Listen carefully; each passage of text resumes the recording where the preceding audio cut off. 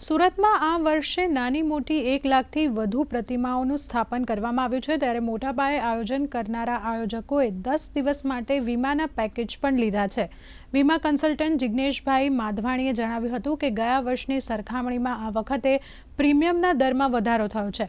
મોટા પેકેજમાં ગણેશ પંડાલ, ભક્તો, દાગીના અને દાનપેટીનો પણ વીમો લેવામાં આવે છે। આયોજકો સરેરાશ 35,000થી લઈને 1.25 લાખ રૂપિયા સુધીનું પ્રીમિયમ ચૂકવી રહ્યા છે।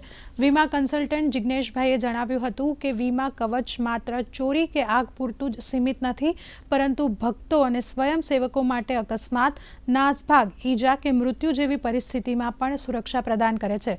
જો કોઈ અણબનાવ બને અને નાસભાગની પરિસ્થિતિ સર્જાય તો મૃત્યુ પામનાર ભક્તના પરિવારને 1 લાખ સુધીનું વળતર મળે તેવી જોગવાઈ પણ આ પ્લાનમાં સામેલ છે। આ વર્ષે ગયા વર્ષ કરતાં બમણું પ્રીમિયમ થયું છે, છતાં પણ ઉત્સાહ એટલો જ બરકરાર છે। કારણ કે આ વખતે સુરતની અંદર 100 કરોડથી વધારેનો વીમા લોકોએ અલગ અલગ પંડાલે મળીને લીધા છે, જેમાં ઓર્ગેનાઇઝરોએ ખાલી ગણેશ મૂર્તિનું જ ઇન્સ્યોરન્સ નહીં, પણ ગણેશ મૂર્તિ સિવાય આ વખતે આભૂષણ, પૈસાથી લઈ કોઈ ભક્તને અગર કોઈ ઈજા થાય છે કે એની મૃત્યુ પામે છે કે હાથ પગ આંખ જતા રહે છે, એના પણ ઇન્સ્યોરન્સ લીધા છે। અને કોઈ કાલે કોઈ ભક્ત ઓર્ગેનાઇઝરની સાથે કોઈ ઝઘડામુક્કી થાય ને કોઈ માથાકૂટ થાય ને એના માટે કાલે કોઈ કેસ થાય એકબીજાની ઉપર, તો એને પણ લાયબિલિટીના હેઠળમાં આવરી લેવામાં આવ્યો છે।